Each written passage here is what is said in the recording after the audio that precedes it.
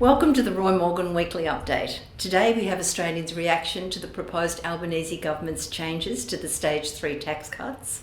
While the initial reaction last week was negative, Australians have reacted positively with the detail now available, and support for the Labor government has rebounded.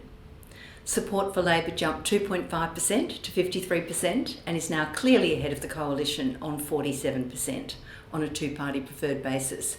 If a federal election were held today, the Albanese government would be returned with a comfortable majority. Treasury analysis released on the Australia Day weekend showed 84% of taxpayers would be better off under the proposed changes, calming the fears of those who'd initially thought the government would not go through with Stage 3 tax cuts. Sensing the public mood was swinging behind these proposed tax changes, the coalitions today decided to largely support the proposals, which give the vast majority of Australians a lower income tax burden. There was also good news with official quarterly inflation figures coming in at lower than expected, that's 4.1%, and reducing pressure on the Reserve Bank to raise interest rates again. Government confidence was up 2 points to 78, a positive move but still very low. Government confidence is well below the neutral level of 100 at only 78, because more Australians say the country is heading in the wrong direction, 54.5%, and only 32.5% say the country is heading in the right direction.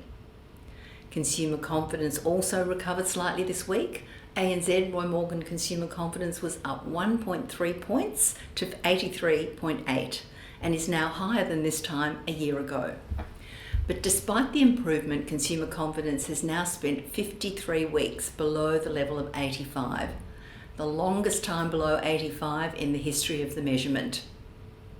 Inflation expectations were down this week by 0.2% to 4.9%, so Australians now expect annual inflation to be 4.9% over the next 2 years. This is their lowest since mid-September 2023. The official ABS inflation figures released last week, showing a sharp reduction in inflation at the end of last year. The December quarterly inflation was at 4.1%, and the more current monthly figure was at only 3.4% for December. Turning now to our northern neighbours, Indonesians face a key election next week to elect a new president. Roy Morgan continuously surveys Indonesians face-to-face in their homes around the entire country.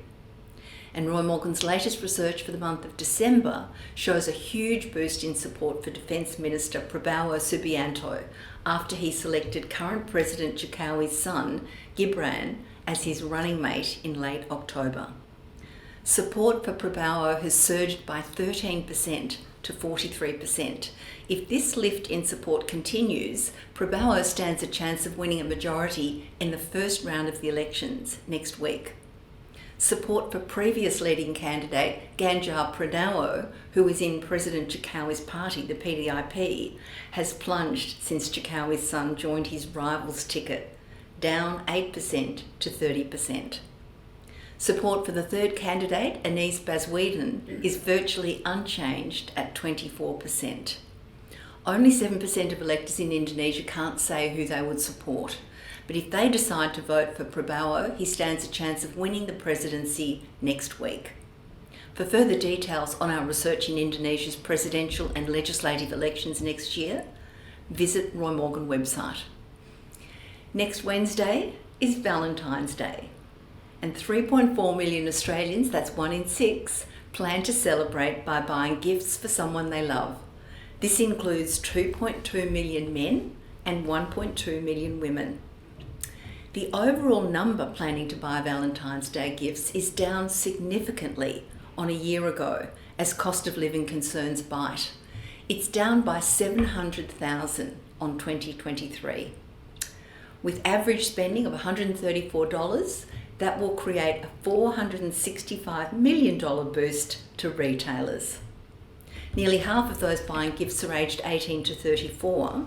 That's about 1.6 million, but those young people will spend the least per head at $94 each. The top gifts for people celebrating Valentine's Day: flowers, 48%, food, chocolate and alcohol, 33%. 11% plan to buy an experience like a dinner or a trip away, and 9% are planning to buy jewellery. And that's a wrap.